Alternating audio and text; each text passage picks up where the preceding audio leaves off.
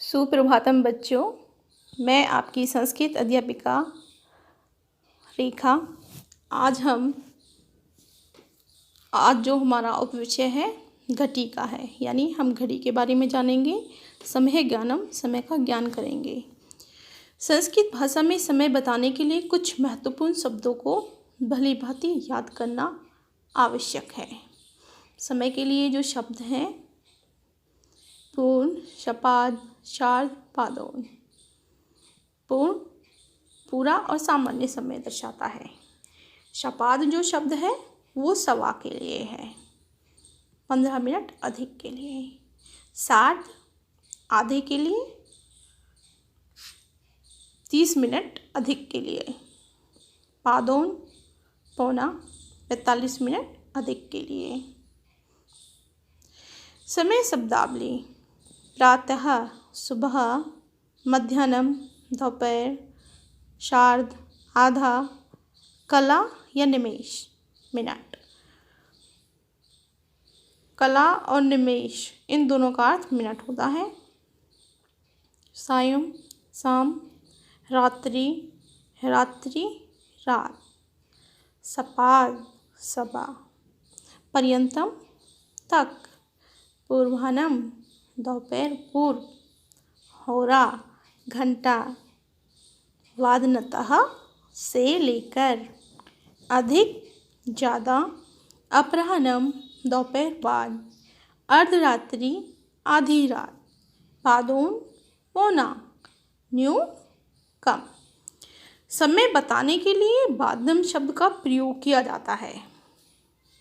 वादनम वादने, जैसे यदि कोई व्यक्ति समय पूछता है तो अधुना कह समय, अब क्या समय हुआ है।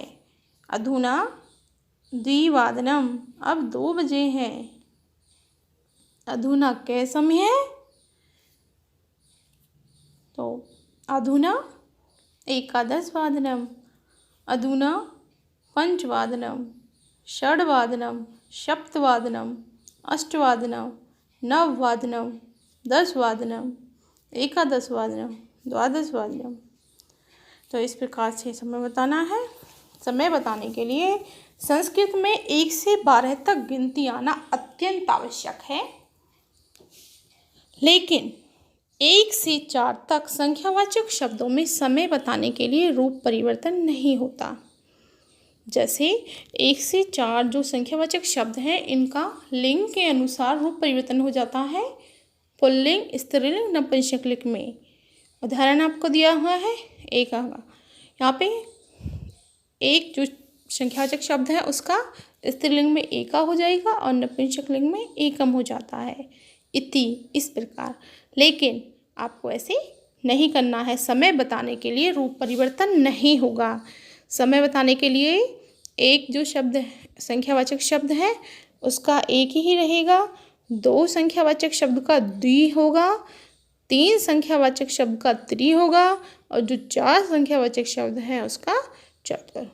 आप अच्छी तरह से जान लें, समझ लें, याद कर लें कि ये जो 4 संख्यावाचक शब्द हैं इनका रूप परिवर्तन समय बताने के लिए, जब समय ज्ञान, जब आप समय का टॉपिक करते हैं, जब समय के बारे में आप पढ़ते हैं या समय बताते हैं किसी को, और तो आप इनका रूप परिवर्तन नहीं करेंगे। 5 से लेकर 12 तक संख्यावाचक शब्द के अनुसार ही प्रयोग होगा। जैसे 5 का पंच, 6 का षड हो जाएगा, 7 का सप्त, 8 का अष्ट, 9 का नव, 10 का 10, 11 का एकादश और 12 का द्वादश।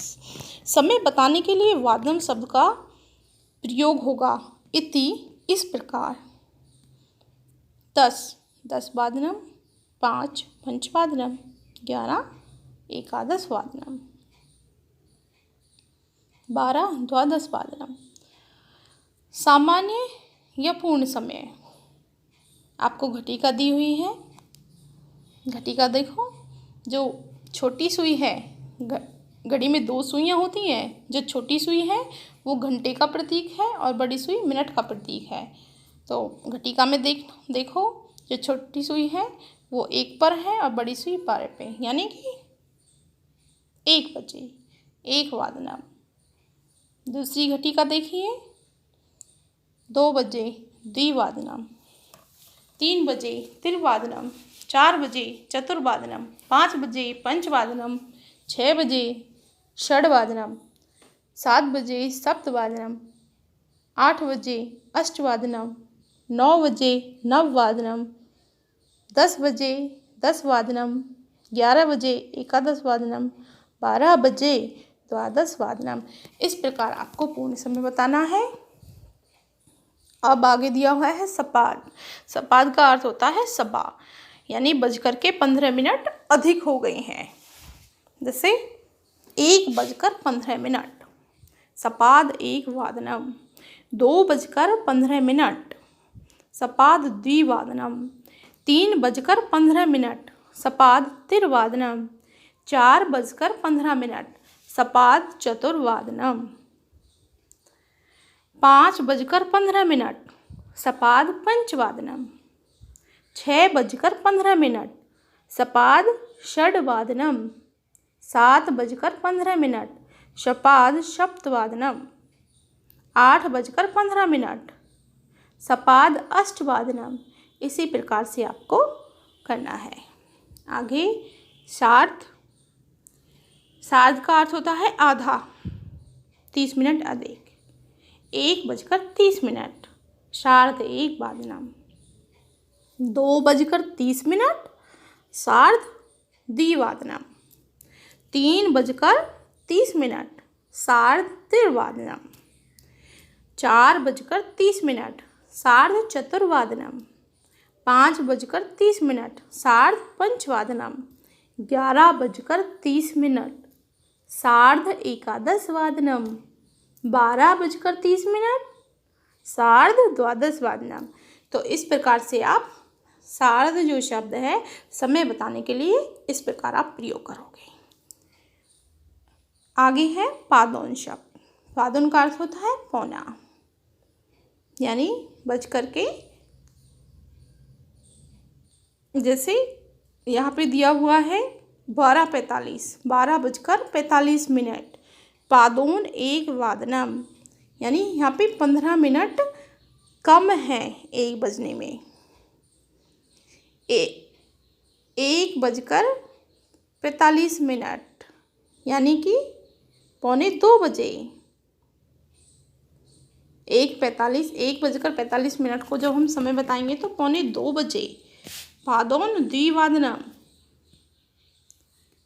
फिर है आपका 4:45, 4:45 जब हो जाते हैं घटिका में तो उसको हम कैसे बताते हैं कि 4:45 बजे, क्योंकि 5 बजने में 15 मिनट अभी शेष हैं, बाकी हैं। तो कैसे बताएंगे? पादोन पंचवादनम। 5:45, पादोन षड्वादनम। 6:45, पादोन सप्तवादनम।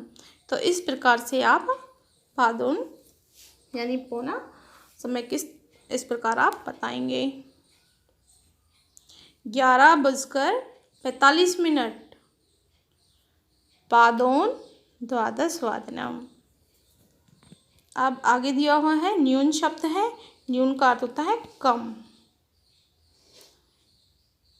12:55, पंचकला न्यून एकवादनम, यानी कि 12:55 हुए हैं, 1 बजने में अभी 5 मिनट कम हैं, बाकी हैं, शेष हैं। तो आप कैसे लिखोगे? पंचकला, पंच का मतलब 5, कला का मतलब मिनट और न्यून का मतलब कम, 5 मिनट कम है एकवादनम 1 बजने में। 6:50, 10 कला न्यून सप्तवादनम, 10 मिनट कम है 7 बजने में। तो इस प्रकार से आप करोगे। आगे जो शब्द है अधिक, अधिक का मतलब होता है ज़्यादा, यानी कि 1:05, एक तो बज ही गया है लेकिन 5 मिनट और ऊपर हो गई हैं, अधिक हो गई हैं। तो पंचकलाधिक एकवादनम, 5 मिनट अधिक हो गए हैं 1 बजकर। 9:10 10 कलादिक नववादनम। 8:10 10 कलादिक अष्टवादनम। तो इस प्रकार से आप करेंगे। यहाँ पे कुछ वाक्य में प्रयोग मैंने दिए हुए हैं, आप देखो जरा। रिक्त स्थान है, आपको स्वयं करना है, कि आपका गृह कार्य भी है और इसके बाद मैं आपका टेस्ट भी लूँगी, आपकी परीक्षा होगी समय के लिए। वाक्य में प्रयोग सबसे पहले दिया हुआ है रामः रिक्त स्थान वादने विद्यालयम गच्छति। ब्रैकेट में समय दे रखा है 7:30 बजे, 7:30। तो 7:30 को आप संस्कृत में कैसे लिखेंगे वो आपको यहाँ पर रिक्त स्थान में भरना है। जो राम है वो खालिस्तान बजे विद्यालय जाता है। तो अभी हमने पढ़ा था 7:30। जब 30 मिनट हो जाते हैं तो आधे का प्रतीक है 30 मिनट। तो आधे का प्रतीक शब्द क्या बताया था? शार्ध। और 7 को संस्कृत में सप्त, सार्ध सप्त वादना। लेकिन यहाँ पे वादने शब्द बजे के लिए पहले ही दिया है, तो आप किस तरह से करोगे? रामः शार्ध सप्त वादने विद्यालयम गच्छति। राम 7:30 बजे विद्यालय जाता है। दूसरा वाक्य सह सायं रिक्त स्थान वादने क्षेत्रात् आगच्छति। वह शाम को 8:00 क्षेत्रात् खेत से आगच्छति आ जाता है। कितने बजे आता है खेत से? 8 बजे, 8:00। तो इस प्रकार आपको करना है। सह प्रातः रिक्त स्थान वादने ईश्वरम भजति। वह सुबह रिक्त स्थान बजे ईश्वर का भजन करती है। ध्यान लगा दिए। तो रिक्त स्थान ब्रैकेट में आपको दे रखा है 5 बजे, वो आपको यहाँ भरना है। इस तरह रिक्त स्थान वादने अल्पाहारम स्वीकरोमि। जो अल्पाहार में थोड़ा भोजन वो कितने बजे करते हैं? वादने योगाभ्यासम करोमि। 5:45 वादने योगाभ्यासम करोमि। तो आपको संस्कृत में लिखना है कि कितने बजे योग अभ्यास करते हैं, तो वो आपको यहाँ पे करना है। कुछ उदाहरण और दे रखे हैं समय से संबंधित। कुछ उदाहरण: सामान्य समय, पूर्ण समय 1 बजे घटिका दी हुई है, 1 बजे 1 वादनम, 2 बजे द्विवादनम, 3 बजे त्रिवादनम। सपाद समय 15:15 अधिक, सपाद 1 वादनम, सपाद द्विवादनम, सपाद त्रिवादनम।